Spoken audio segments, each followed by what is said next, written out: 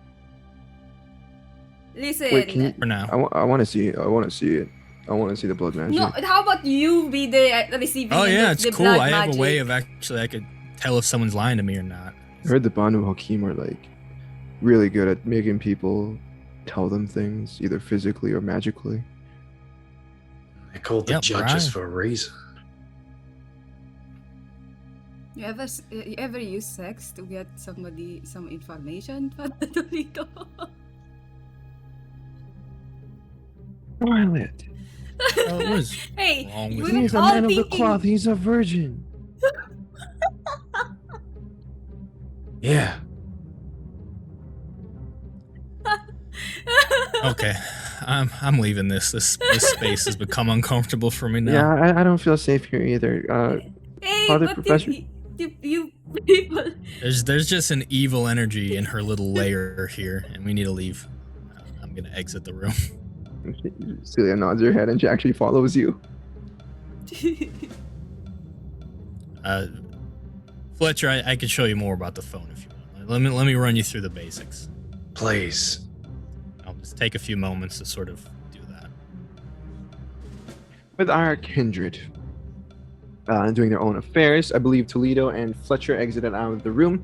Is there any last minute conversations you guys have had before you end the night, or any other pursuits for the evening? As soon as Toledo shows me how to turn the phone on and off, I'll head home. And then I'll input a certain number that I remember. So you Yeah, memorized it. his number and Rena's number will be in there already. Who's Rena? Who's Rina? Who the fuck? We'll have to call and find out. The mystery.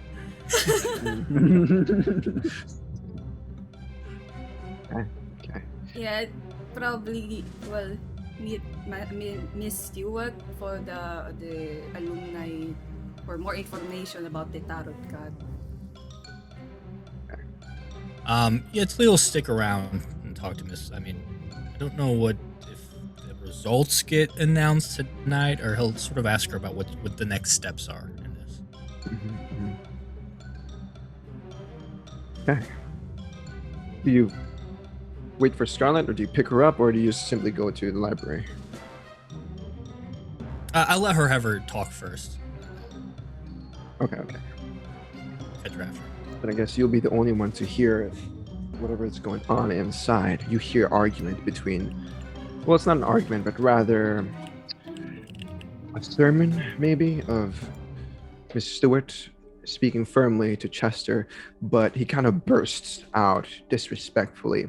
I imagine you're not inside, you're just outside. You hear him say, "I can't do that, Miss Stewart. You know I can't. I can't. There's no way I'm gonna do that. It's impossible." And you hear a few muffled voices from inside as he begins to sound more distressed. The only reason why you can't hear her is because the way she speaks is very low and very, very, Miss Stewart like. But you can hear the frantic voice of Chester as he begins to speak out more against her. If I do that, they're all gonna hate me. I can't do this. I'm done. Whatever. Forget this, he says as he, turns around and he jiggles the door knob and opens it, and he would see Toledo, rather. Oh, what's up, FPT? Good evening. What was that? Don't worry about it. It's fine. He walks past you and just leaves. I follow. He begins walking to the parking lot. You can see that this yellow Lamborghini is parked there. And he looks very, very concerned as well as frustrated. He kicks a few leaves here and there, but eventually he makes it back to his car as he lets out a frustrated sigh, and he pulls a bit of his hairs out as he says, "Fuck."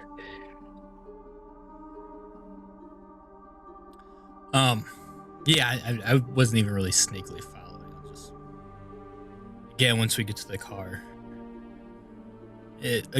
I'm worried about it, and I'd like you to tell me what that was about. Nothing. All right, it's just academy Well, student shit that I apparently have to do now. what do you have to do? With all due respect, Father Toledo, I'd like to keep this between me and Miss Stewart.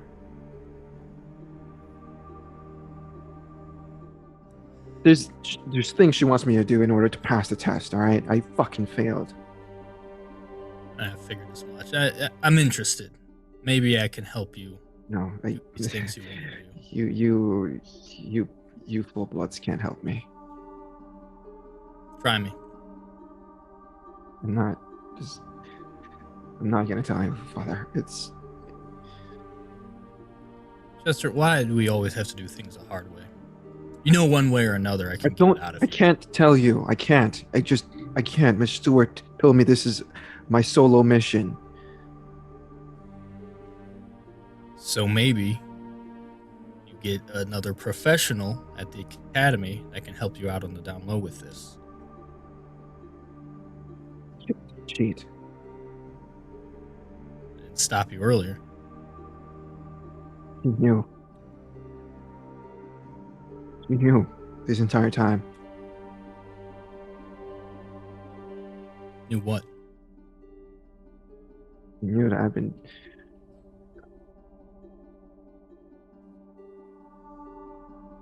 She knew I was cheating on the exam, for starters. Oh, yeah, no shit. You weren't subtle. But Not just because just that exam, other exams. Look, we have a whole different thing. We're thin bloods. We reached. So you know what's gonna happen to you if you don't pass this test. Yeah. So that's why I do. I do want to see you pass. I want to see you stand a chance out there. You're gonna need all the help you can get, which includes getting help from full bloods, as you said. You don't want to be involved in this. I do. I'm telling you, I do.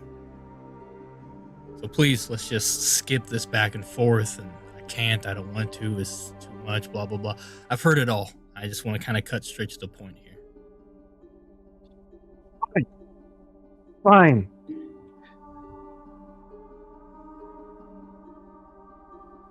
She wants me to come clean about my involvement. And the way she wants me to do it is to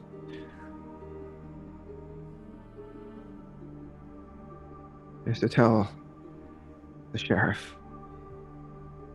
Show him where the others are.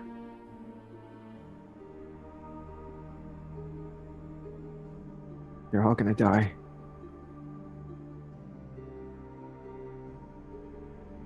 Yeah, probably. But I mean, they've been killing our kind. What? Haven't you been using our blood for your drugs? No, what? You're involved talking in all about? that, aren't you? All the blood drug stuff that the thin bloods are doing. Aren't you involved in that? Yeah, with the weed. Well, then why would they all die if you're not involved in that? We're thin bloods. Every little thing we do, we just get killed for. I've heard about you. You've killed all the thin bloods in the South Side with that long-haired guy. Yeah, they were hurting other kindred just to get high. Look, I'm not involved with them, all right? Fuck. Well, then you shouldn't die. Those are the ones I kill. I'm not killing thin bloods just because you're a thin blood. But you're not the one killing them. Damien will. Okay. You don't want Look, that? it's just... No, what? No, I have my own... I can't... Listen. Okay, I'm going to tell you something right now. We...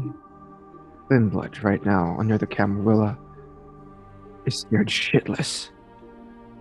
I've heard rumors that we're all gonna be branded at some point. You understand what that means? Yeah. So what it sounds like is He's a fucking asshole. That's what he is. Some yeah, of us just want to live like just peacefully. We didn't ask for this. you're not in a situation that dissimilar than most of us. Those of us who aren't primogen or chasing some title, we got to deal with the bullshit too. We got to listen to what they want to do. We got to live under their rules for the most part. But what keeps you going is having the right friends. Some of us you can trust. I myself am an excellent judge of character. You seem to be a person of, well, lacking character. We'll say that. But that doesn't mean you should die for it. You should have a chance. All of you should.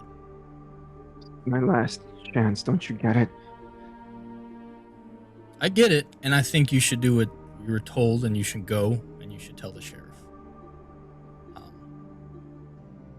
I also think if you want to tell me where they are, and if I got to them first, I can make sure they are relocated instead of dealt with by the sheriff.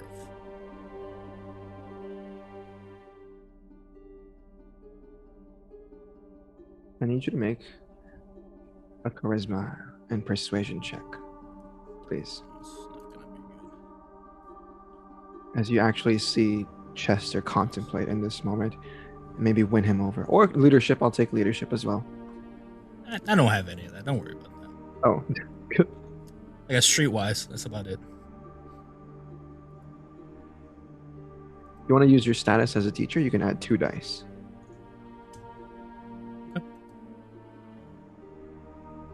I'm gonna willpower that. You're 3 total. 3 successes. You see Chester hesitate for a moment as he balls up his fist.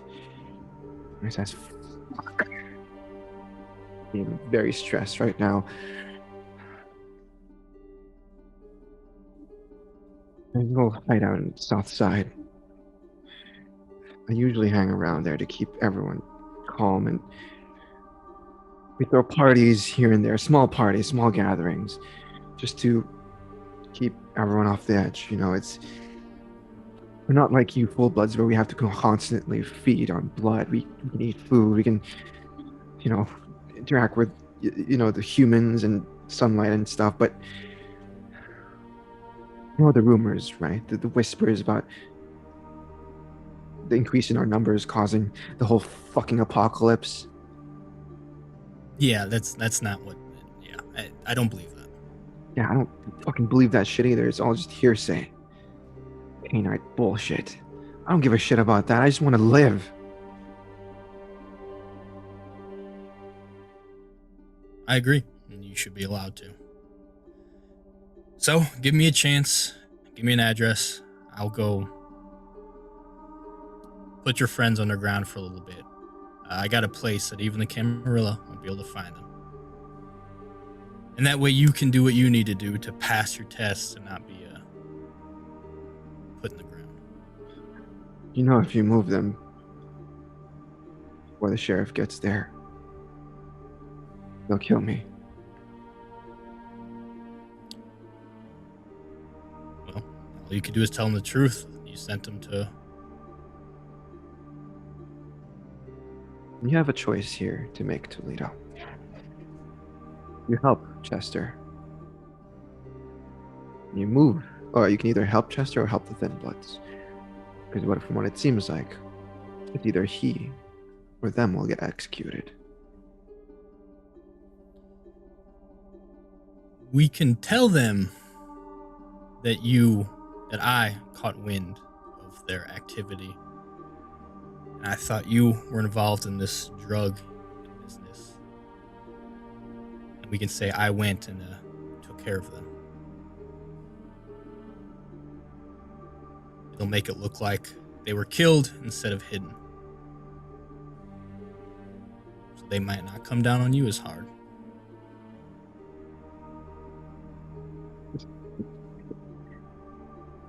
It's so fucked up.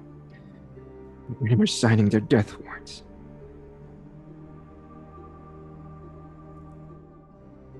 Death sentence.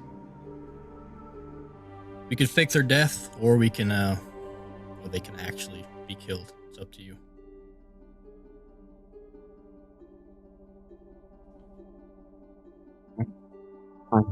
And he writes down on a piece of paper an address.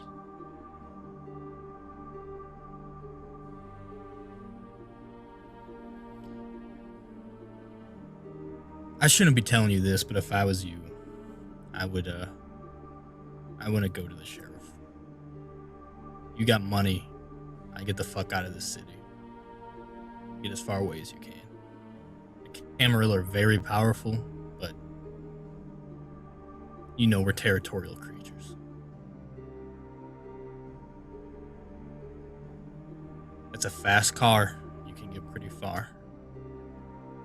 Can you be out in the sun? You can really put some distance between you then. That's my advice. What you do and where you go is up to you. But if you want to do this and sacrifice yourself or your friends so you have permission to exist under their authority, I don't know. Doesn't sound like living to me.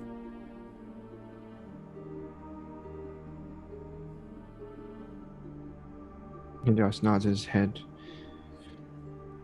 But he looks at you with hope, Toledo. And he says, "Thank you." And he turns around, gets in his Lambo, and drives off.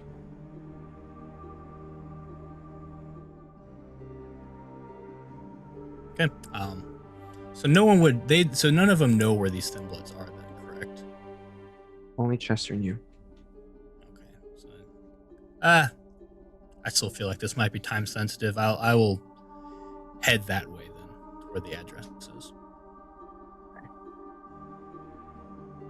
Meanwhile, Scarlett, you wanted to see Miss Stewart? Yes. Okay. She Yeah, told me to come yeah. back after a few minutes, so.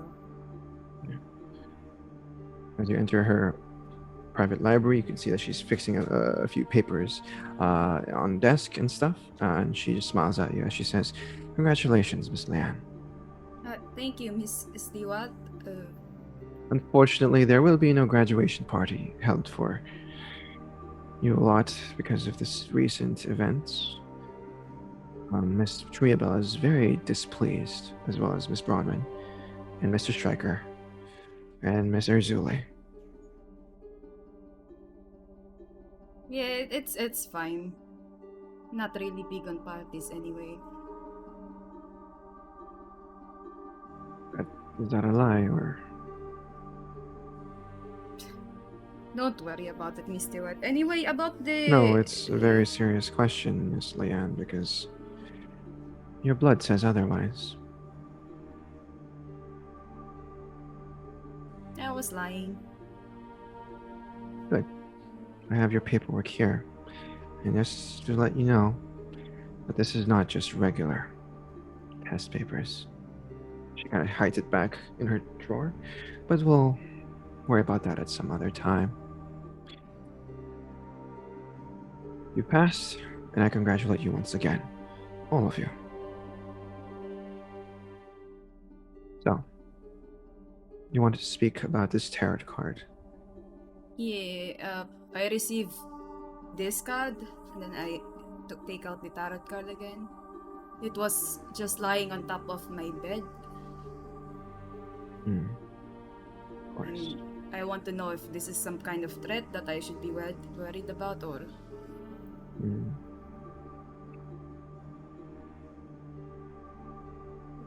I can tell you right now that this is no threat, Miss Leanne. You might want to do your own research regarding tarot readings and such.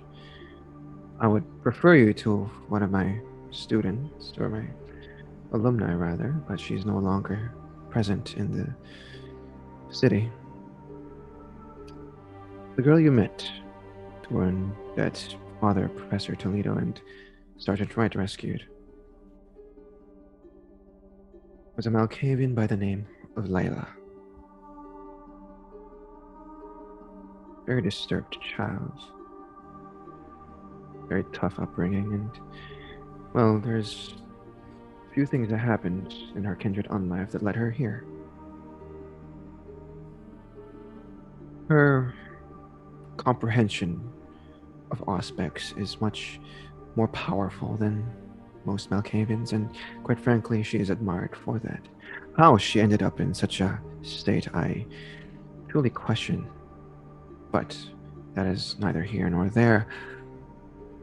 The card is a symbol for transformation, Miss Leanne. Okay.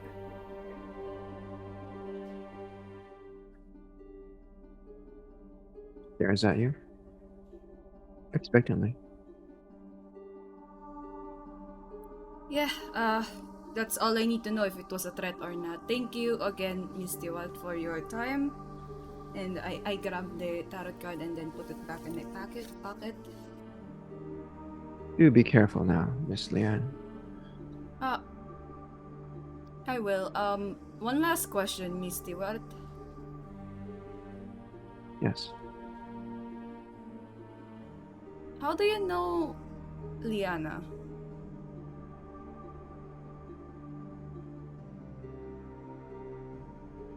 She stands up in this moment, Scarlett. She throws you a glance of stern confidence,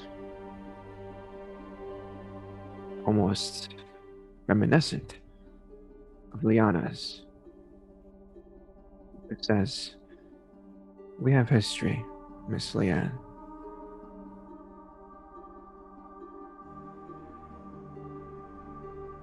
Well, Tread very carefully on your path now. I will do my best. You know exactly what I'm speaking of, don't you? Yes, of course, Miss Stewart. Unfortunately, Miss Triabel has already claimed you as part of her clan. And her political sway, the most powerful among all the primogen of the city. So please, bear that in mind. I will. Anyway, I would not take more of your time. Thank you very much for that information. I'll be heading out now. Have a And I'll pleasant just take evening. my leave. Hear those words ringing in your head, Scarlett. What do you decide to do for the rest of the night? As mentioned, you guys will not be having a graduation party. Maybe a small gathering, just the three of you neonates. Nothing big, obviously, because of your current situation with the other club owners of the city. I'd probably gather. Oh, is there a library in here? Public library? Yeah. I'd probably gather Somewhere. the others and then just drag them to the library to look for anything that matters about the tarot card. I don't know. Probably in the code books. And Well, probably before you do that, throw a party there. before you do that, you would notice that Father Professor General Toledo has now returned. And you guys meet eyes by the just by the entrance of the private library.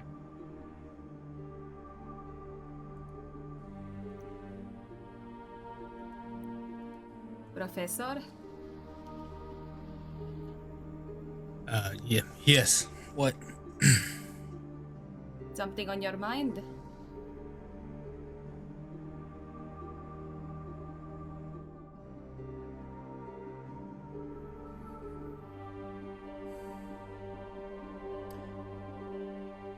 Do you trust me, Scarlett?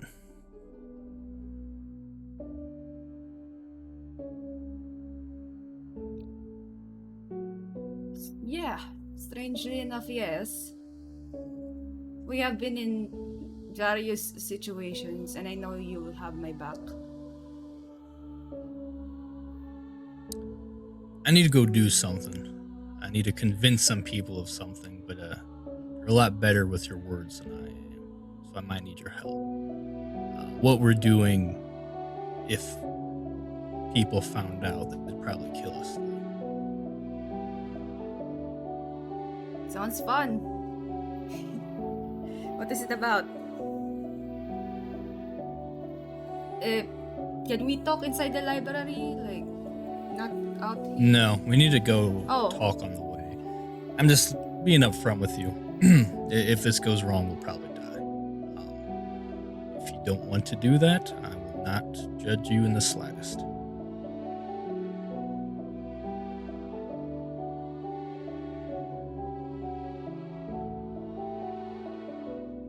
Ah. Can't I know any details about this before I decide? Or I'm gonna go try to save some people before the Camarilla kill them.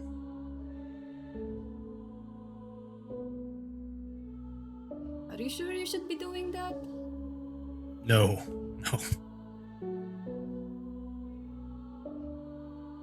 I mean, Father Toledo, we just got into the Camarilla a year ago.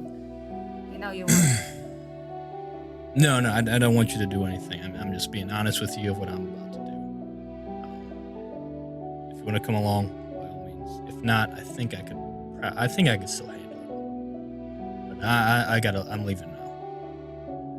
No, I'll go with you. Okay. Yeah. I'll have your back, but I'm just letting you know I'm better at pissing off people than convincing them of stuff. Well, I'm gonna need you to be as charming as you can muster.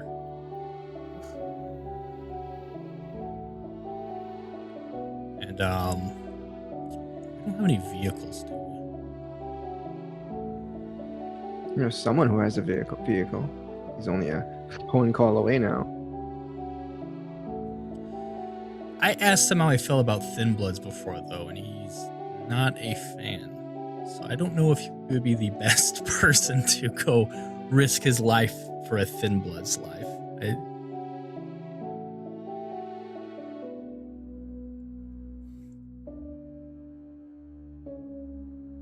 Also, he's terrible with people. No, that might be a liability. As much as I would love Fletcher there.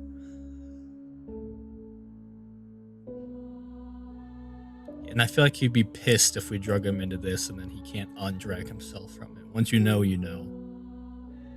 Yeah, no, I'm just gonna get a taxi. Or a rideshare, something. I'm gonna call it up and I'll say, when they get here, you need to convince them to give us their car.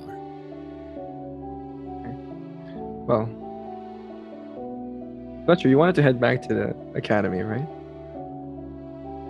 Or I think that what was is it? earlier. Once I got the phone, I'm heading back. And Oh, that's right. Yeah, testing yeah. it all. Okay.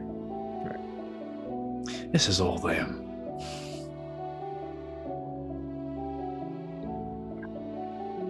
Oh, Toledo and Scarlett, right after graduate or passing your exams, you're gonna go straight into political stuff then. Okay. Well, are you sure about this? All right. Well, I'll probably be asking Toledo, like, are you sure about this? Like, several times in this thing. Especially since I'm, kind of trying to get with Damien, the sheriff. And No, Toledo I has- know. I'm being upfront with you. This is a bad idea. So, again, no judgment from me if you decide to be smart about this. okay, sounds like you guys. I imagine you guys are talking on the way. Oh yeah, I mean, I don't know if you wanted this discussion before you left or Guys if don't- you well, were you willing have to go. limited time. Yeah, we're probably doing it on the way. And then I'm just... Oh yeah, if If- it's on the way, I would tell you everything. I would lay out the whole we're going. I told Chester to get the fuck out. They're gonna kill the Thin Bloods just because they think it's a apocalypse thing, that's bullshit. And I have a strong moral character, and I feel like they're not being judged properly, and I'm going to do something about it. I'm going to hide them in my haven until I can get them out of here. But I don't know if they're going to believe me, so that's why she might come in handy. But that's the whole story. I mean, that's everything. I'll let her know on the way. Okay, sure you don't want to take Fletcher with this? That's fine if you don't. I'll send Fletcher a text, I guess, saying essentially what I sent to Scarlett. Like, I may be risking my life for Thin Bloods to protect them from the Camarilla if you're interested in being involved in this very bad idea. So I'll give him that much information and put the ball in his court. The most you'd probably get back is like a voice message that's like, how the fuck do I work? I don't get it. What? Thin blood? How do I? And then it just stops.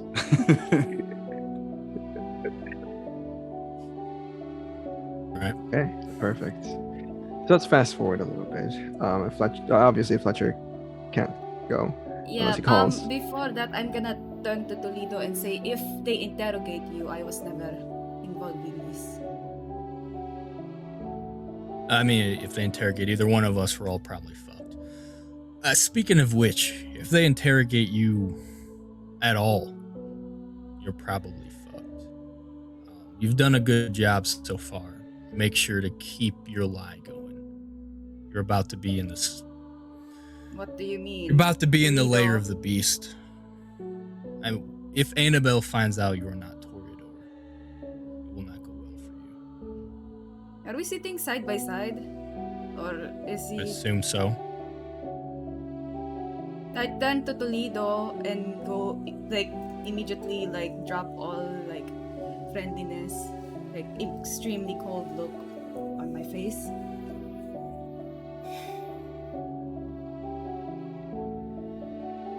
What do you know?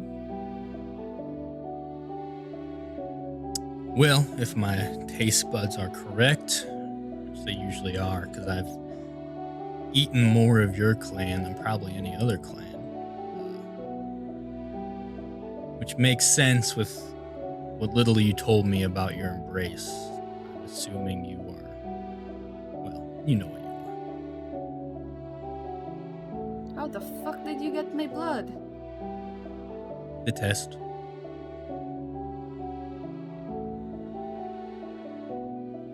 I've had a lot of opportunities to get it. I wanted you to trust me with it first, but now that it's sort of graduation time and you're about to be released into the Camarilla political machine, I thought I should know for sure. The first hint was that ugly-ass phone you have. Someone like you, the only reason you would not have a smartphone is if you couldn't have a smartphone.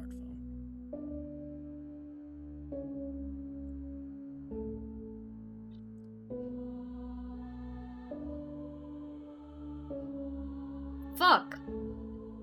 Mm-hmm. Listen, I have my instructions. I just need to graduate. That's it. Lay low. You have your instructions from who? From my sire. Okay. Is your sire here? No. Well, I left them all in Russia. but they sent you here to infiltrate the Camarilla for the Sabbat? No. Nothing about the Sabbat or Camarilla thing. Listen, things are happening in Russia. Things are going down in Russia, and my sire didn't want us caught in the middle of that, so she sent us here for our protection. Yeah. Actually, I get that. If you hide right under the nose of the people that are most dangerous, sometimes that's the safest place to be.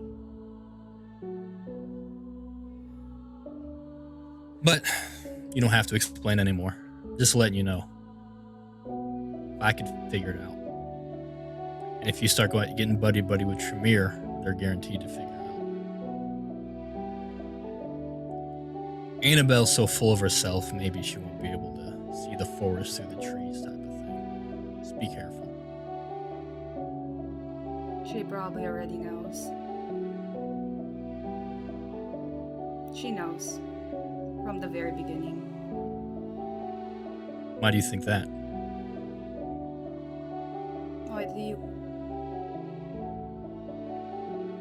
Why do you think she calls me Black Petal?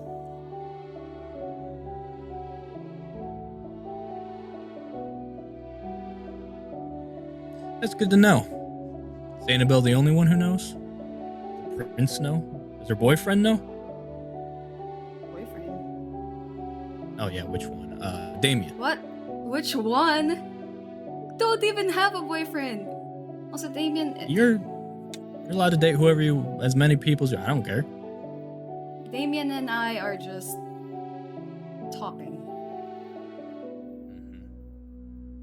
And he's probably gonna have my head if this leaks out to him, so fucking hell, Toledo.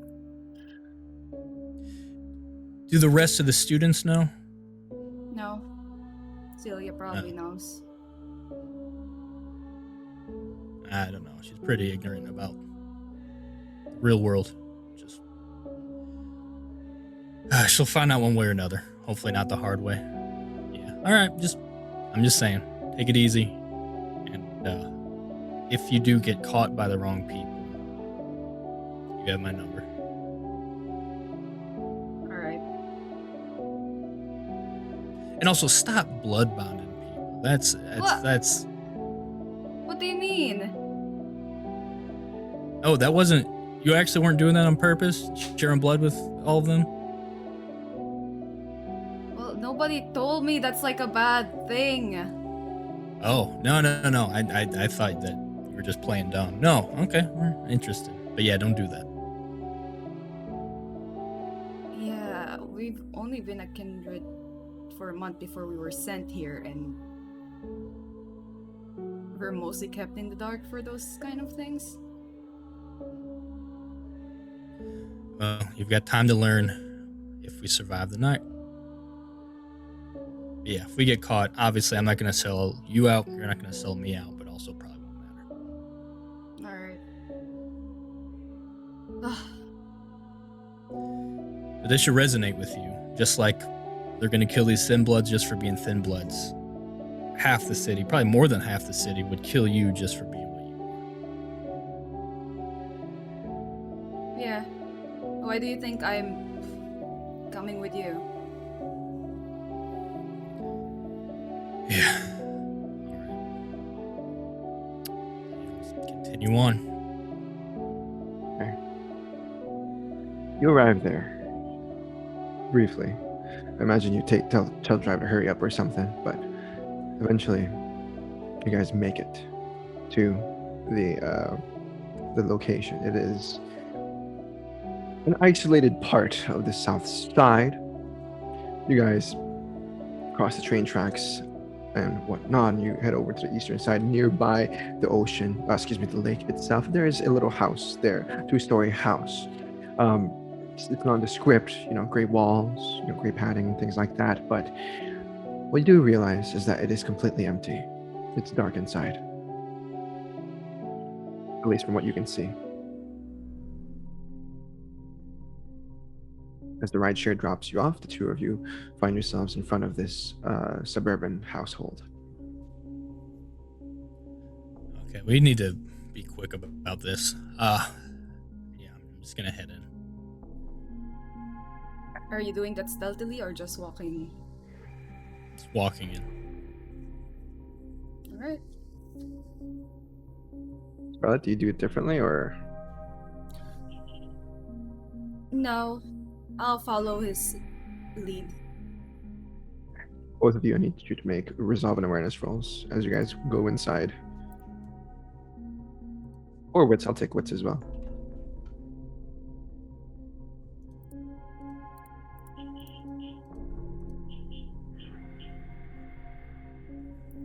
Three successes for Toledo.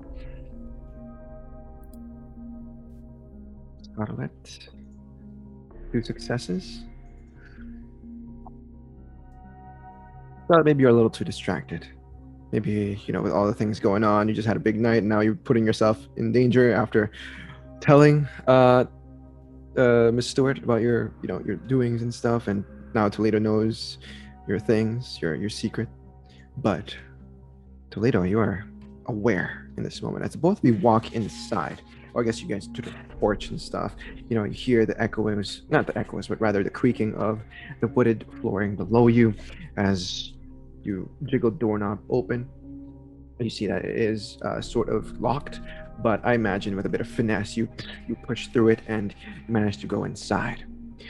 As the both of you walk around Toledo, you notice that this place first of all, it's dark and dimly lit by the outside lights, but as you guys walk around this normal-looking suburban house, you would hear nothing. Silence.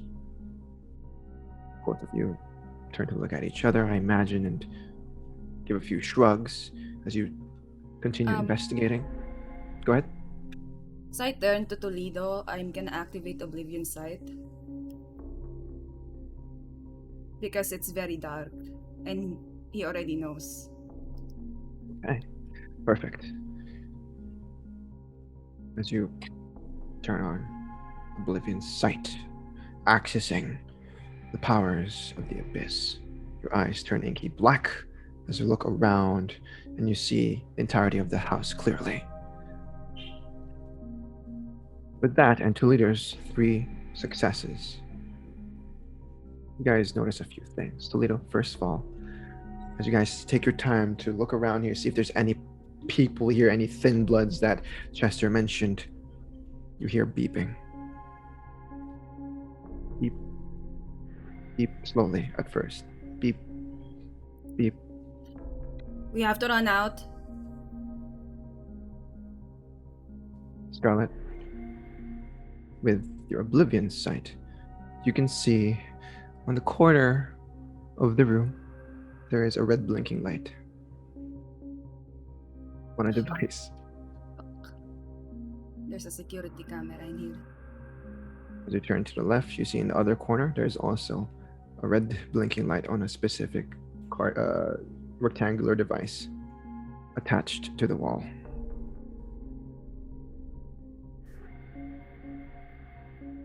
Beep. Beep. Beeping Beep. coming from the rectangular device or the camera? Mm-hmm. Both. Perfectly in sync. So there's the rectangular device. And then there's a camera? There's no cameras. Oh. They're both rectangular devices that are beeping. Oh, I thought there was a camera from.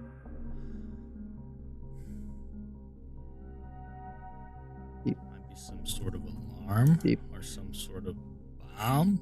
Beep. Beep. You should get out. Yeah, I'm going out. Beep. Beep. Beep. I'm going to make Beep. myself ethereal. Incorporeal. Okay. Do that rouse check. Oh, never mind. I am not immune to fire in that form. No, I leave. You're not. I thought I was, but nope. Yeah. No, I go too. Okay. As the beeping gets faster and faster, the both of you turn around and try to walk out of the house itself. As you do, a few steps forward as you guys make it, a moderate distance, a few feet away from the house, you would see none other than the sheriff arrive, as he is now using a bit of celerity to walk quickly. Well, he's not running, but he's walking very quickly towards the house in a more of like he's doing his job fashion, as he seems to have activated his abilities already, and he's here with dedication, determination. Yeah, I already deactivated my Oblivion Sight at this point. Mm-hmm. Behind him is Alexa. What the hell are you two doing here? Free city. I'm joking. I ain't no such thing. We got a Fuck tip this. on some thin blood activity. And Toledo's teaching me how to hunt or take down people. He, ignores everything you guys said after you mentioned Thin Blood's activity, and he rushes towards the house itself. He's using celerity at this point. Alexa is just following him, and she's kind of looking bored and stuff. And she just, kind of just nonchalantly walks past the both of you as she follows Damon inside the house. Both of you know there's only a few seconds before the beeping gets quicker and quicker and quicker. I'm going to... Oh my dear lord. I'm going to... I just give her a look. What look? What kind of look are you giving me? Well, I'm going to use soaring leap and then try to catch Damien's shirt, back of his shirt, before he even gets inside. Yeah, celerity. Oh shit, that's celerity.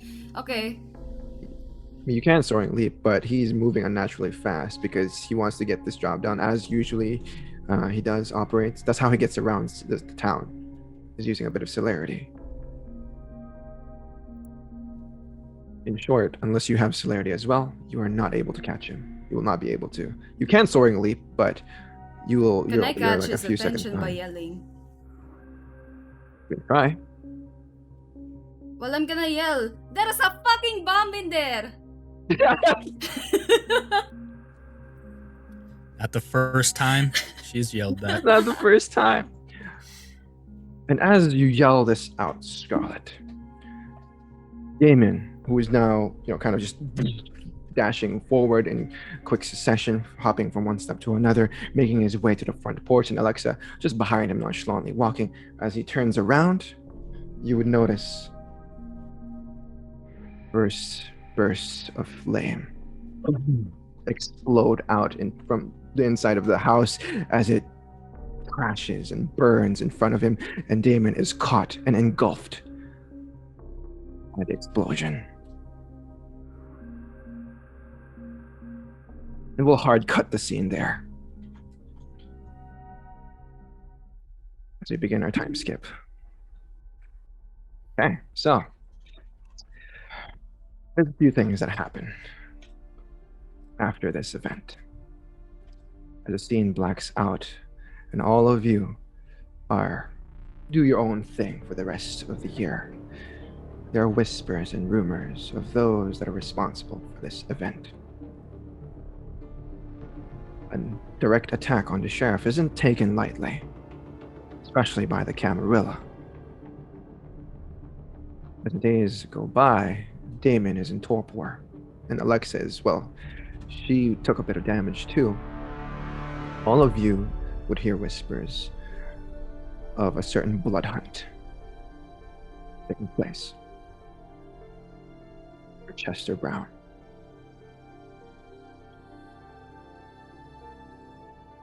All thin bloods in the city also are now demanded to be branded by the Camarilla. Every single thin blood is required to register their names to whoever's in charge of them, probably the Seneschal, and they will be branded with a crescent moon on their back. But that doesn't matter to the three of you. You are not thin bloods. One of you has graduated recently.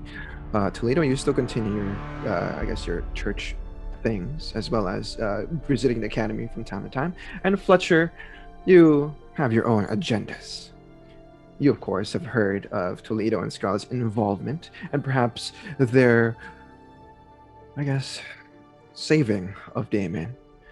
For they're the ones who found Damon in complete fire, and they probably put it out, and they pulled him out, as well as, helped him in general. And I assume the three of you have had time to perhaps engage in, activities and talk amongst yourselves. But before that, let's go ahead and go through your individual activities. As this time skip happens, there we see a montage of all of our kindred doing their own things for the next year. We'll start with Fletcher. You've already rolled a few things. So, what do we see Fletcher doing in this montage? Small cuts of the door downstairs opening, the door closing, opening, closing, different people going down, not coming back up. But Fletcher always coming back up. Lots of walks with Max, some time at Alice's with pizza and wine where he doesn't touch a single thing, still trying to figure out how the phone works. Maybe making some calls, trying to get in contact with some people, writing some notes, starting to build maybe this big cork board with all these faces and things, and put some connections together that he can work with. That sort of thing. Okay. As we see this montage of, your dates with Alice, of course, you, with your 5 successes on your touchstone, we see this romance just blossom. It is obviously both of them feel the same way about each other, and they awkwardly try to make it work. And it really does, as the both of you have this deja vu feeling like you've known each other your entire life, especially for you, Fletcher, as not only does she look like your Mary, I believe. Mary. Personality and the way she acts, the way she just moves around is exactly the same. Too uncanny for you rather, to differentiate maybe. Let's see, your 4 successes on your investigation roll. Let's see what you got. So, with your 4 successes, you wanted to find out the political climate in Chicago. As mentioned previously, every thin blood now to be registered under the Camarilla. They're to be branded, they're named, and they're distributed in the city to work for the Camarilla. Any thin blood who is not part of the Camarilla, it's pretty much free game. The Scourge, of course, is responsible for this, but at certain times, they reach out to you and Toledo. And you guys work together to maybe search around the city for any wayward Duskborn that needs to be eliminated. But other than that, everything seems stable, apart from Jackson being extremely pissed off, right, for this direct attack. What else? Let's see. You are unable to talk to Damien, obviously, because he's first of all, he's in torpor. With his blood potency, he will have to be in torpor for quite some time. But you managed to talk to Waneka. And thin bloods are the hot topic for the rest of next few months. As for other things, there is no more infernalist activity in the city. The ones who take care of that, of course, was Toledo, Scarlett, Mordecai, and a Bruja by the name of Dom, as their involvement was, of course, renowned for it. They gained a bit of fame for that. But as of right now, there's nothing that's too crazy. You managed to procure a few contacts. Whether you want to talk to them or not is up to you, but you do find out there is a gangrel by the name of he's an anarch, I believe. He is, what is his name? McTavish. Sergeant McTavish. He is your contact for any weaponry, if needed. Keep in mind, he is anarch, so I don't know if that matters to you or not, but if you wanted weapons, he knows people. Other than that, you do speak with Rosa, and she has plans for the future. You don't know what they are, but it seems like she wants to revive the gangrel influence over the city, especially with you there, a sect veteran. And maybe she is priming you for a position as well. Maybe that's why the Scourge came to you for help. Who knows? We'll figure that out in the next few months, or at least the end of this time skip. Next, we have Toledo. What do we see in a montage of the next few months? You would see, like I said, a lot of time at the academy on occasion, checking in on things, probably getting a little more used to being a professor teaching. A lot of training montages with Celia as well, teaching her, going out hunting with her, teaching her to control her beast, but also to hone her beast. Going over different religious texts and other texts with more kindred sources. Spending a lot of time with her and Sister Isadora, really making sure she feels protected, that she belongs, and that she starts understanding her worth and her capabilities. And understanding what it means to be a kindred on a spiritual level, which a lot of kindred don't really think about. There would be, and potentially, I don't know, I guess it depends on Scarlett too. If Scarlett wanted to train or still do anything of the sort of that, I can see them, especially after their experience they went through at the very end there of almost getting blown up, watching the sheriff getting blown up and sort of revealing her clan thing. He would definitely check in on her pretty often. It's probably a mix of serious like training things, especially as far as like Oblivion stuff is concerned, since he'd be familiar with it from training Celia, to probably one of them or the other storming off after pissing the other one off or making an offhanded remark or something. And probably a lot of time at the clinic as well, spending more and more time, probably lingering there a little bit, where at first it's just sort of transactional, picking up blood bags and whatnot. Probably even on some off days, so it's not things going on, just going in, talking with them. Doesn't have a lot of friends or things like that in the city, or things that make him feel like he's doing the right thing. You spend too much time with just kindred, you can lose yourself, and he knows that. So he wants to find a good human to be close with, and he thinks he might have found that in the Dr. Emily Summers, perfect. Summers, yeah. Yeah, with your 5 successes, you are able to do that. Oh, sorry, you were going to say something? No, that's probably the gist of it. And like you said, just normal being useful for the Camarilla, especially if the sheriff's out of commission. Mm-hmm.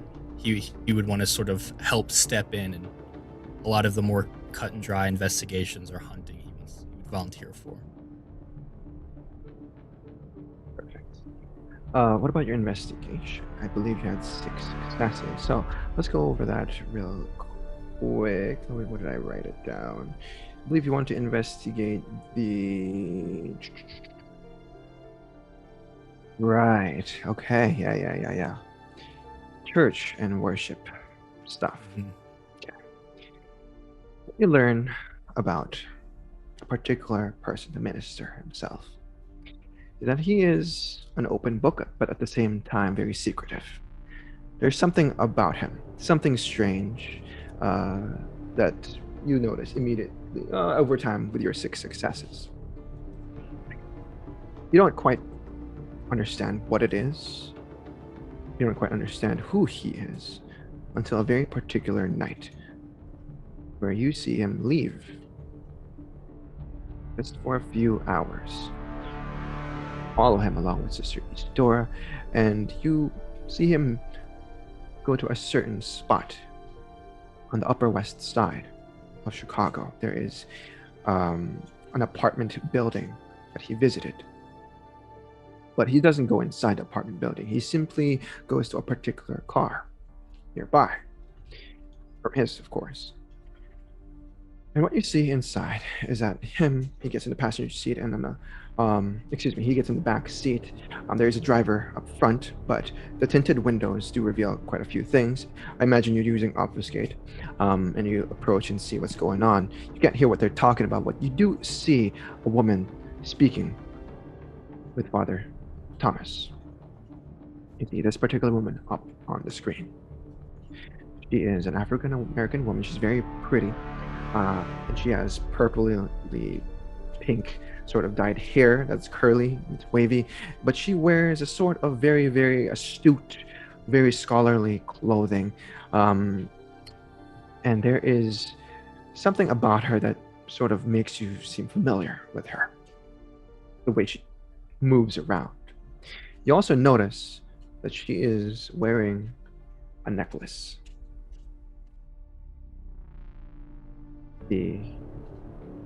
What dangles from her necklace just below her neck is a cross, but it's not any other cross. It is similar to the symbol of which you are very familiar with. Your church, your faith. When she has this conversation with Thomas before, you see him sort of bent over towards her and reaches for her wrist, her bleeding wrist, and he consumes her blood. Of course, you don't want to be involved in this, so you back away and take your leave, perhaps just taking this information as you don't want to be involved with another kindred's affairs, especially their retainer. That is what you find with your 6 successes regarding Father Thomas. Let's see what else. Your 4 successes on your awareness roll as well. You find that the city itself has, well, from what you've been told, Thinbuds are definitely on demand. But with 4 successes on your awareness, you can tell that they are on the run, not just from the Camarilla. As you slay these kindred, if you're going to call them kindred, left and right, you behead them, you stake them, or do whatever the Scourge wants you to do, or the Huns. You notice that they're not just afraid of the Camarilla. There's something much more they're afraid of. And you notice it every time you get close to maybe finding out what they're talking about. They either kill each other or they kill themselves. What you know, what you hear them say is similar to what you heard one of the Thinbuds say during your pursuit of Bigby. They always say the same thing. Forgive me, mistress, before they either slit their own throat or shoot or blow their brains out.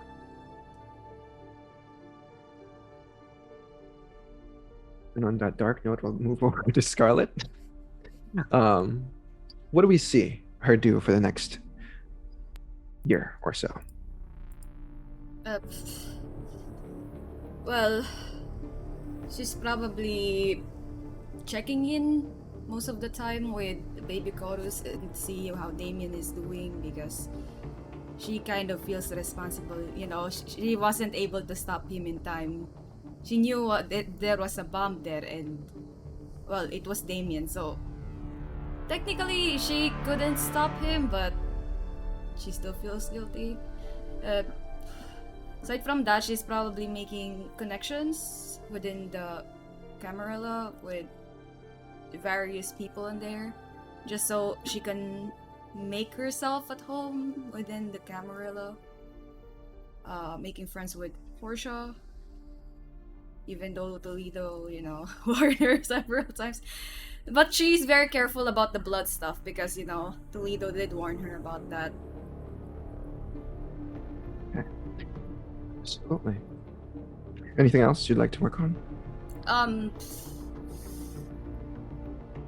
I probably asked Toledo about the Hecata, more about the Hecata clan, because they're involved with the mafia, and according to Mordecai, at least from what he revealed before he started interrogating her. So she wanted to know how influential they are in the city with the mafia in here is. Okay, well, you can easily ask. Well, none of you actually have any contacts within the mafia, so this might be a very tall task. If you want to investigate that, along with Toledo or Fletcher, I need one of you to roll. If you decide to ask them for help. I asked Toledo for help. I don't trust the gangrel. No. Even though Frankie's under his tutelage now. That's why I don't trust him. Bastard. Okay. Well, go ahead and roll intelligence and investigation. One of you, Toledo or Scarlett, you can add +3 dice to this because of you and Sister Ichidora's help. So either of you. I only have 1 dice and everything. That's why I'm asking for help. I will add it then. I have a lot of dice for this. Okay.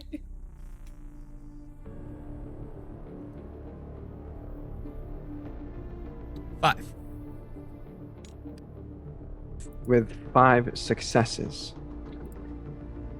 you're able to come up with a few ideas here and there regarding on how to investigate the kata. You work alongside Toledo and Sister Isidora for this, mainly relying on Toledo, obviously, because he's the one who rolled for this.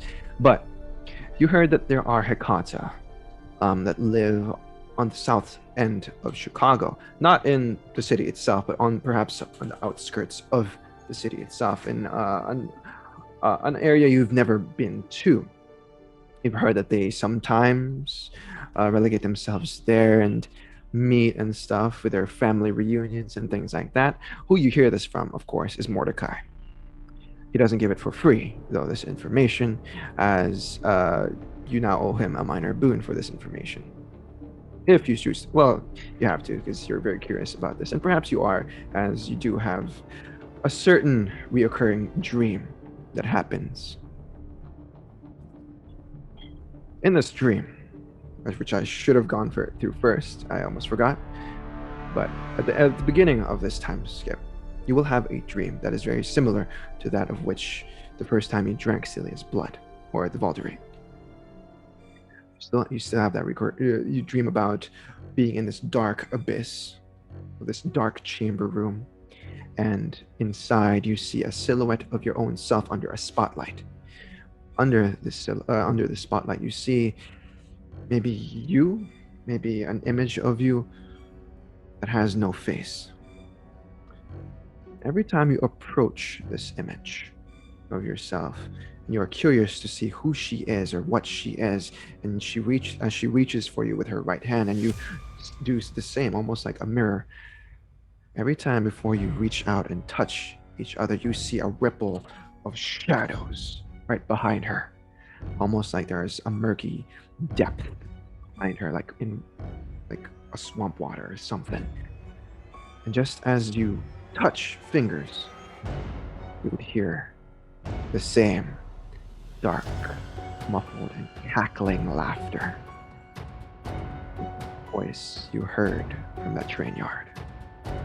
And you have this dream almost every week. Every single week of the year. It's not a nightmare, but it's not a pleasant dream either. It's more of an omen when you can gather. Perhaps in line with a tarot card, maybe with something else, you don't know. It is up to you if you want to share this information with your coterie mates. I'd probably ask Toledo about it. Sure. Let's say that. Oh, also you still live at the academy, so that dormitory is completely yours. So I imagine you and Toledo interact quite often. So let's go ahead and play that scene out if you don't mind. You find yourselves in Toledo's room. Toledo, you've been here very many times at this point, and it seems like Scarlett is troubled for the evening.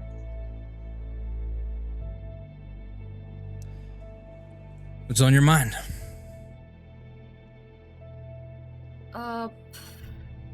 Nightmares?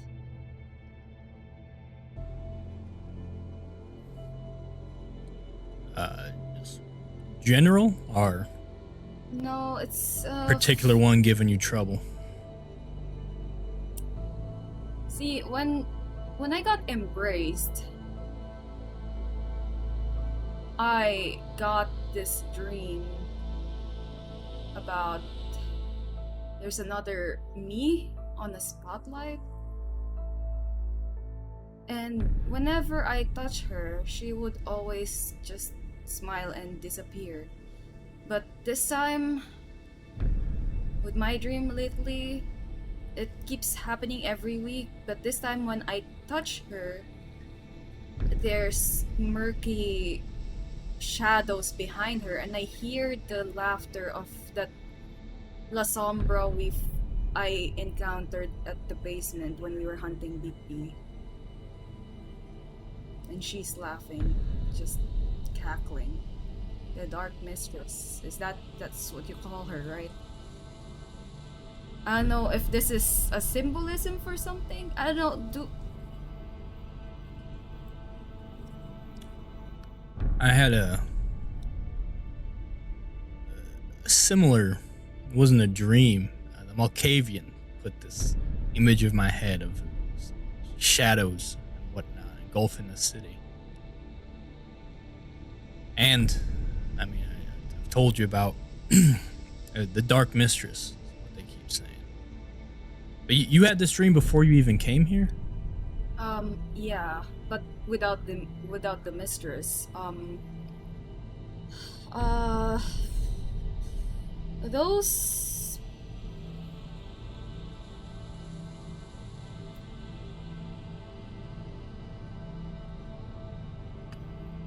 when I got embraced, it's the same feeling.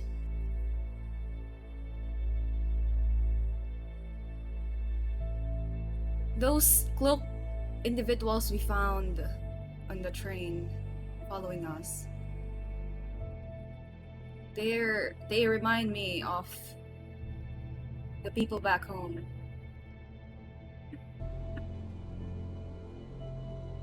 Ran into something similar back home. So you weren't turned in like a Sabbat attack or anything. Then you were turned on purpose.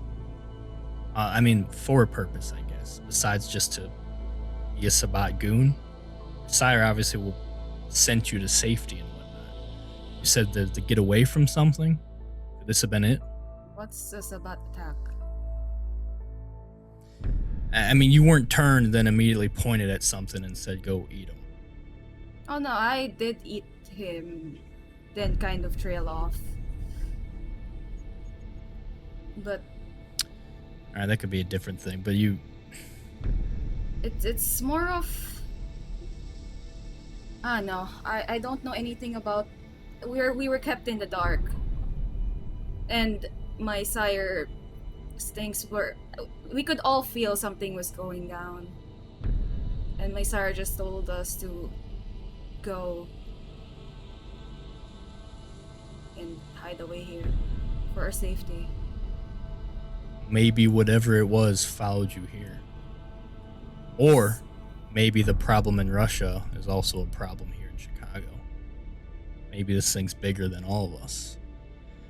My sire warned me not to. Warned me of something growing. Something dark. That's why there's so many Banu Hakim around. There were. I think they're off dealing with it too.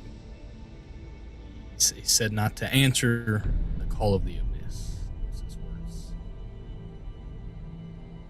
And I wonder if it's too late for some people, or if maybe because of what you are and your connection to oblivion, if you're more susceptible to it. Maybe that's why it's leaking into your dreams. Maybe it's starting with those with a connection already. It's just going to grow from there. Usually things like that is reserved for Malkavians, are the ones who have these sort of prophetic visions and dreams. So the fact that you're having them means it's connected to something that others don't have. That's shadow. That's that other place, maybe. Should we be concerned about this? Absolutely. The Dark Mistress, as I keep calling her, that's the forefront of my mind. All I think about is bringing her to justice. But It seems like you might be pulled into this one way or another. But you ran into her. She let you go for a reason. yeah, It seems she's like these family. dreams might be her reminding you of this reason. Family? You mean just like clanmate or something more? They're family, right? How do you mean? Clans are family. Clanmates are family. Some, sure. But that doesn't mean you owe them anything. I mean, just like when we were kind, just because someone's your family doesn't mean they're good people or looking out for you. No different once you turn into what we are.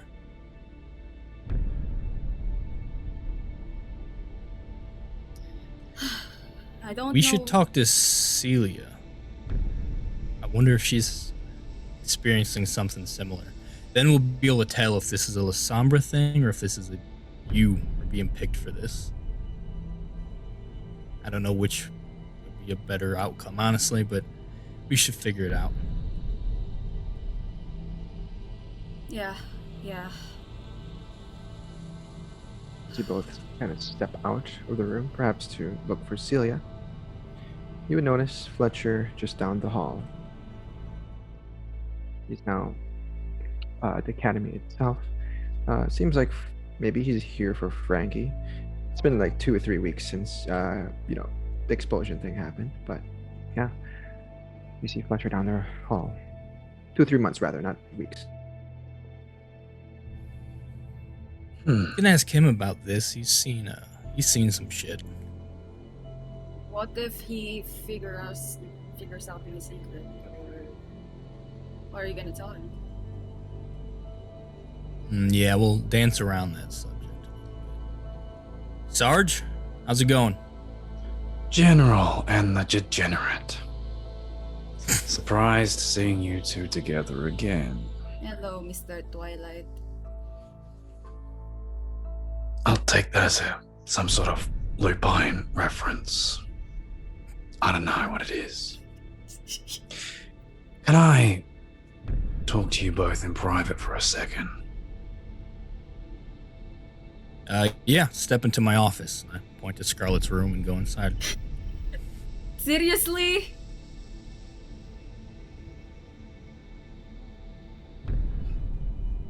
Yeah, I just entered it. You guys find yourselves back in Scarlett's room. Close the door behind myself, then lean up against it, arms crossed. Shame about your boyfriend, Scarlett. Are you being sarcastic or? No, genuinely a shame. I like Damien. Just funny how when you two go places, things seem to happen.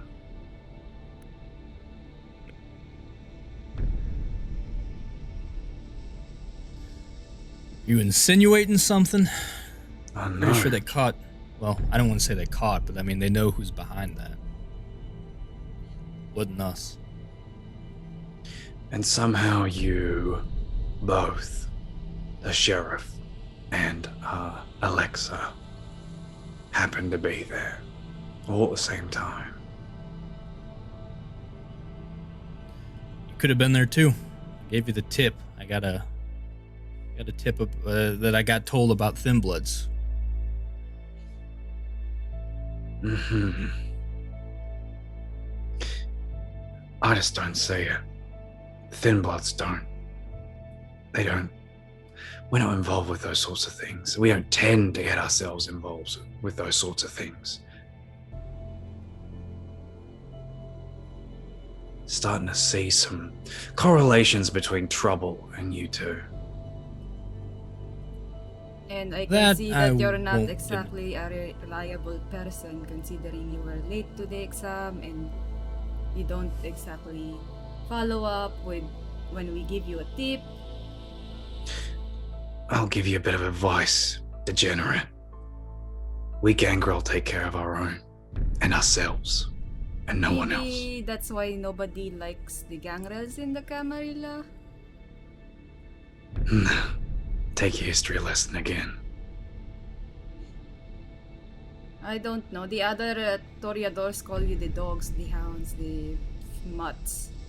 So Yeah.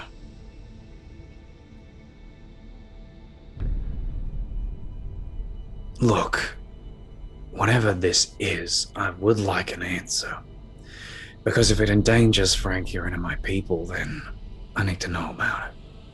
But you think I would be involved in something that involves Frankie getting in danger? I know you care about her, and that's why I'm worried.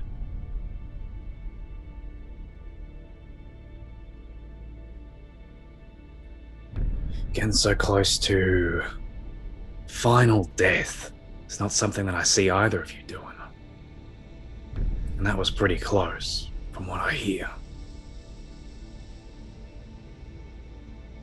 And hey, you handled yourselves very well. Pats on the back all around. You did good by the cam, and by me as well. But it's a bit of a strange coincidence, or out of nowhere, same night explosion. You'll forgive me for being suspicious. I've been in this game far too fucking long. Well, I mean, personally, I tend to look for trouble, sort of what I do.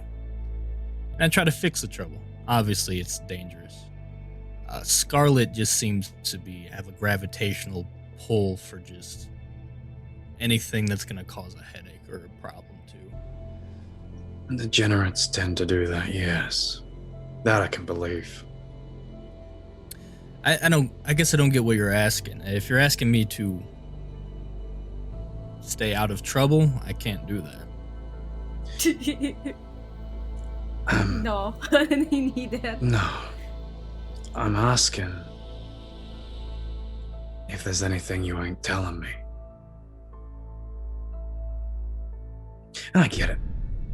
I'm an old dog in town that's just kind of poked their head out of the ground after so long. But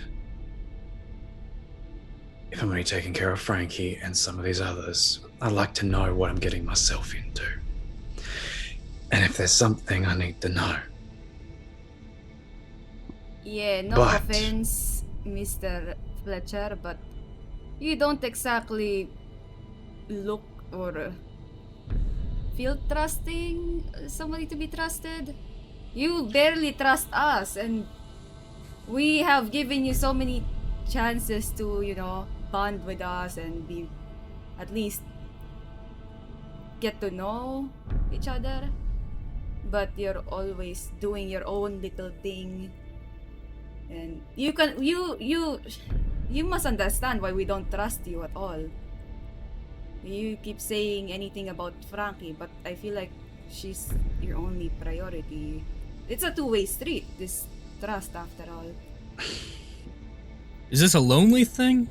I mean, I know I've been texting you. I know you're having trouble responding. I've even used a little walkie-talkie thing. I mean, a friendship goes both ways. I know, but you know what, Scarlett? We should probably start by doing things Fletcher wants to do, and then maybe he'll start doing things we want to do, and we'll find some common ground, and we can all hang out together. What do you want to know? Then, if it's a two-way street, let me start. What do you want to know about me? I'm just saying, you can invite us over. We can have like a barbecue, hang out, That's not play happening. with Max. What? See? I'm trying to get you to trust us. We Let's don't hang even out. know Let's where have you fun. live. You know where Good. we live. See, this is exactly Lars, don't be like that. This is about the Okay. lone wolf thing. Is this your style or? I mean, I like it. I respect it. But usually a lone wolf also doesn't give a shit about other people's business. So I'm going to let you do your lone wolf thing. But if you want us to be open books, this lone wolf is going to turn into a terrific trio. Yeah, it's that instead of pack. There you go. You could be alpha of our pack. Nah, I don't think so. You're gonna Nice love it in young the couple. cam. You're gonna love it in the cam. I'll be sure to let them know. I'll get them to tell me when you tell them all your secrets, and then see how that goes. See, that's why we don't trust you. Look at this. I'm an open book. What do you want to know? This is the cam. Yeah, you can. This is what the cam is. We play these games. It's the masquerade, the secrets we keep. And you know what? I'll keep this as it is then, if there ain't nothing you want to tell me. I mean, I could point to who's to blame for every bit of trouble we've been in. Most of it's going on. I mean, you know about the thin blood thing going on, Mm-hmm. and you know about our run-in. You know the Dark Mistress stuff. We've let you in on that. That's most of our cause for concern. I think we have pissed off some unholy power that it revolves around all this thin blood, shadow, Dark Mistress thing. And until we find and show this mistress a final death, that's the trouble we're gonna bring you. And if you think it's better to protect Frankie and stay out of it, I absolutely will respect that decision. Well, General, all due respect, I would like to keep Frankie out of it, and that's why I'm in it. So if we gotta make some heads roll so that Frankie and my people can be safe, so be it. That's my specialty. I've been doing it for hundreds of years. And I thought you'd feel that way. So yes, everyone is in danger, and by associating with us, they're in danger. But I feel like that's your MO. You'll thrive in that. And Scarlett, I mean, if I was a responsible, compassionate person like you, I'd be keeping her out of it. But it's nice to have a meat shield around, you know? I don't know if the General will agree with you on that. But you are speaking my language, General. I like that. You know, we're not your enemies, Mr. Fletcher. We are on the same side. Frankie is important to me too. I would never do anything to hurt her. Good. That's all I need to know. You got Frankie's best interests at heart. Then you got my client's best interests at heart.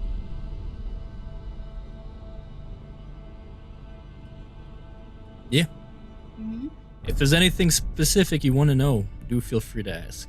I know you're not the type to beat around the bush, and I'm not the type to take offense to much, so if anything's troubling you, just ask. Scarlett won't give you a straight answer, but I will. No.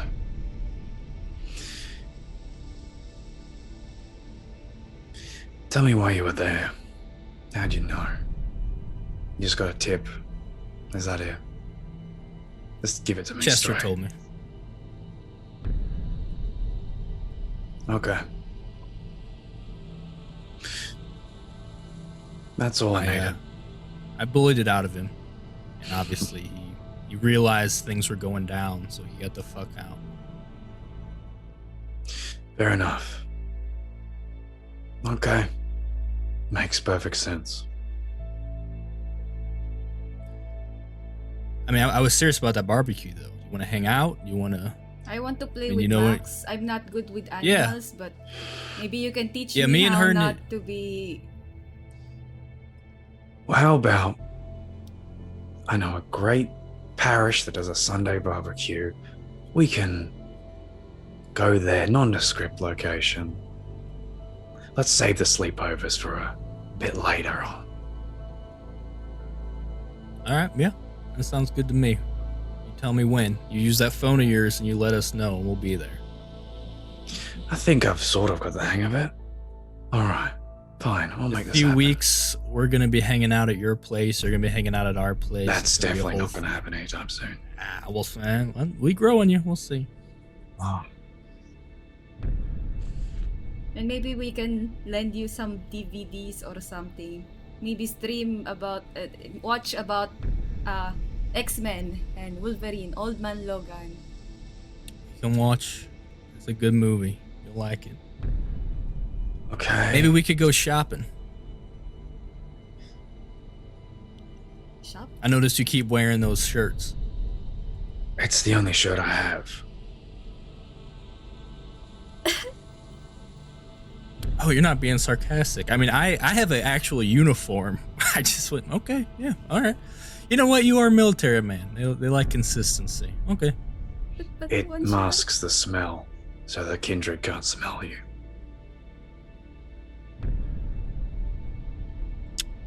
I'm not going to dig into that. All right. Like I said, we just want to make you feel comfortable. Look, short, sweet, to the point. We'll get along just fine. I think so. Okay. Barbecue next week. Barbecue next week. I'll take my leave. Okay, good night, Mr. Fletcher.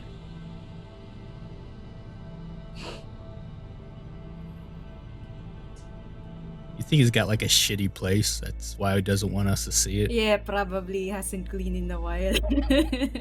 And he doesn't want to clean up. He might live in that car. He really cared about that car. Yeah. And there was that kind of had a smell to it. Yeah, all right. I mean, it's understandable. You don't want to bring people to your house. Yeah, we shouldn't push. I don't want to embarrass him. Yeah. All right. Let him go.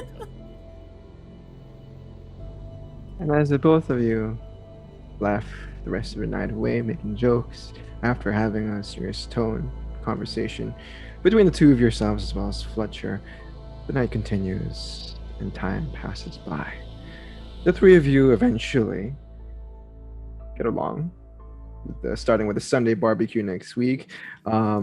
Max is very, very meh about Scarlett and Toledo, as they both don't have any animal kin. Do any of you have animal kin? No, you don't. Only Fletcher does. And eventually, Max does open up to the two of you. Y'all get along, get used to being around each other. Fletcher, if I guess at some point, maybe shows you where he lives, but doesn't let you win. And I imagine That's where he actually lives. I imagine Toledo has taken both of you to church at some point to maybe give an 8-hour long sermon or something about the church or the faith, along with Celia, who very, very studiously prays and does her thing. And of course, you guys know where Scarlett lives. She's in the academy. Though she's now a free kindred, Stuart has advised for her to simply stay put where she is, as it is very much, it's safe for you there. You don't want to get fed to the other wolves out there, especially your current situation. But the two, go ahead. Toledo also wants to steal a motorcycle at some point during that year. Of course, yeah. Let's just say you do procure a motorcycle, maybe two, over the year. But yes, what was I gonna say? Scarlett, you were maybe it's best for you to stay within the academy itself. It's also the easiest place for the three of you to meet up, as it gets very sus to meet up at a church, the three random kindred. But in any case, the year goes by. City returns its stability. The whole bomb incident thing that happened was, of course, covered up to be a gas leak explosion. But you guys know exactly what happened. It is perhaps maybe a thin blood caused the explosion. Maybe it wasn't even a thin, but you don't know. As for the Dark Mistress, as you've given her the name, there's absolutely nothing you guys know. To start off the next chapter of our story, you all find yourselves back at the academy. You are summoned by Miss Stewart at the private library. The three of you give an acknowledging nod to each other, and she simply, smiles at the three of you, as all of you are now very acquainted with her, and she's grown very, very, fond of the three of you as a coterie itself. There's mentions that you guys are called the Bomb Threat Coterie, as obviously. But in any case, Like that. I'm so sorry. But in any case, you find yourselves there for a briefing. You exchange pleasantries with Miss Stewart, as she says, "Thank you for coming this evening, lady and gents. I believe it is safe for us to discuss this here, but there is a mission that is being given to the three of you. I do not know the details of this mission, but Damon," and she kind of looks over your direction, Scarlett, blinks a few times, insinuating that you guys have a thing going, wiggles her eyebrows a little bit. Not really. Miss Stewart wouldn't do that. But she says, "Would like to see the three of you, if you don't mind." He is at a local fast food restaurant by the name of O'Tolly's. It is very close to a shop that has recently opened back up, a souvenir store that I think you might find interesting, Miss Leanne. Okay. It's about 2 shops down, just down the street. It is a souvenir shop by the name of I forgot the name. Tia Marie's. So, if you don't mind, please pay that store a visit and bring your, that card.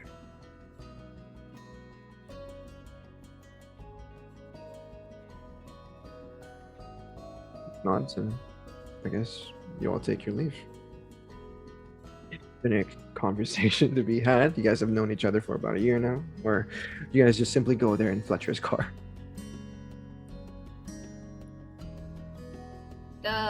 No, probably just playing with Max at this point. But trying to. Wait, is Max there? Please tell me Max is there. Yeah, Max has come along now. Let's ride with him. I'll get there. Find yourselves at O'Tolly's. It is a fast food restaurant. It kind of looks like a higher class McDonald's. But, it is, as from the window, as you park outside Fletcher, you guys pass by Tia Marie's on the way here, as it's not too far. And you guys park, and from inside, you can see the tall silhouette of an African-American gentleman. You guys haven't seen him in a while. He's been out on missions and stuff, obviously with the Blood Hut going on. It's still active, by the way, and, cleaning up the Thin Bloods you guys have taken, a part of.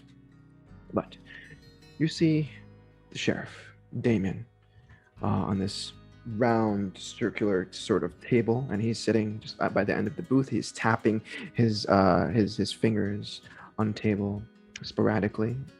You can tell that he's a bit nervous. I don't need a rule from Scarlett, as you probably know him, quite well at this point.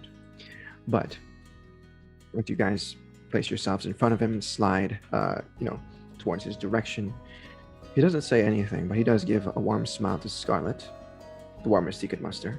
as he slides over an envelope in your direction. Manila folder.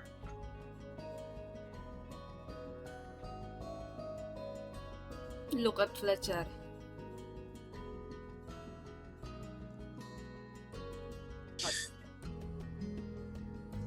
Take the folder. Looked at you, Fletcher and Toledo, and says, the prince only requested I ensure the envelope reached you. There are 4 phones inside, burner phones, and they connect to each of my people. You'll get 1 use out of each of them, and then they'll go dead. Clear? Clear. Crystal. Well, keep this professional, and let's just say that you enjoy the rest of your evening. He stands up. He pauses as he towers over you, Scarlett. He wants to say something, but you can tell that he's here for business, as he just says, "I'll see you," and walks out. Gonna whisper to her, go after him. What? He's on business. I know, but the And tension pleasure. was palpable. Just go. Well, we'll read this. Go. Go and get. Okay, yeah, okay. I follow the sheriff, I guess. I'll just look at Fletcher. That was too easy. Way too easy. While she's on her way out, do you open the envelope, or? Yeah, let's give it a look. If it's private enough to do so, maybe find a booth in the corner or something. Yeah, what Tolly is at this time of night? Well, it's not that late, but there are a few people here and there ordering their food and stuff. No one's gonna care about your Perfect. paperwork. But Lovely. as you open up the paperwork, the envelope itself, you would see this up on the screen. Second. It is a letter from the prince. You can read it on your own time, or maybe next session. But we'll just say that you guys are now on a little scavenger hunt. We'll bounce the camera over to Scarlett as you chase after Damon, who is now just walking away outside. He's fully regrown whatever limbs he lost or the skin that's been seared off. It's been some time after all. So, what do you do? I call out to him. Hey! He stops in his tracks as he turns around. He looks at you with his dark brows and dark eyes. You notice that he is a bit nervous, or not nervous, awkward rather, as he says, "Hey, Then I approach him with a smile. Are you still on duty or? yeah, I got a lot on my plate."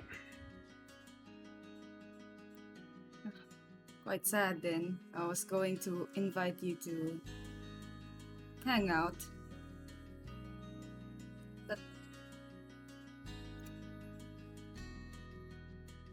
But I don't want to get in the way of your duties. Maybe after your thing and my thing. I really like the way you performed the other month, though. It was really good. Yeah? And you were a killer in the drums. But I don't know. It's all I'm trying to say is I never got the chance to thank you and your dads.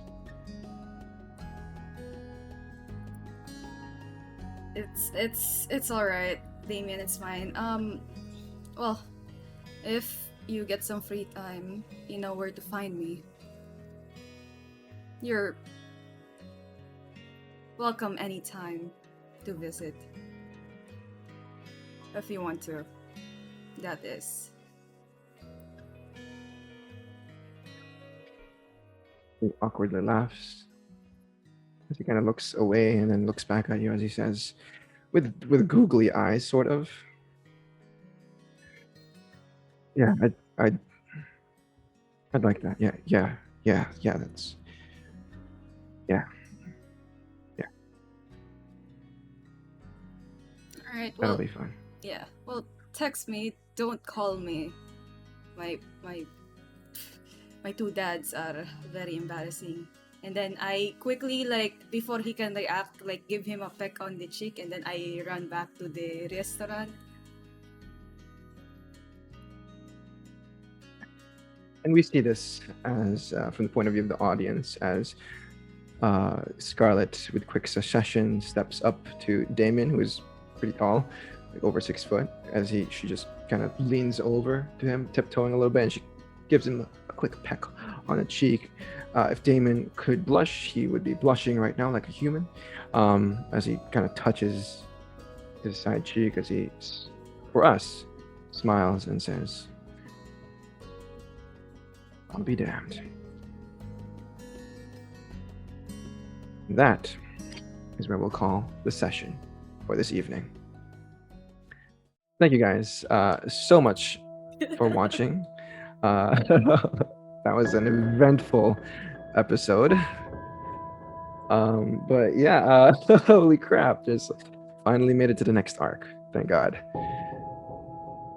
Where do we start? Yeah, all right. So I'm Lou. I'm your storyteller for Call of the Abyss. You can find me at Crescent's VTM on Twitter. You also know me on Twitch as Lou is Sleepy. But yeah, let's go ahead and do a round robin of our cast, starting with Toledo. Reverse order. I am Bully. I was playing Toledo. I am the storyteller over at Table Goth, where we also do VTM and other games that are coming up.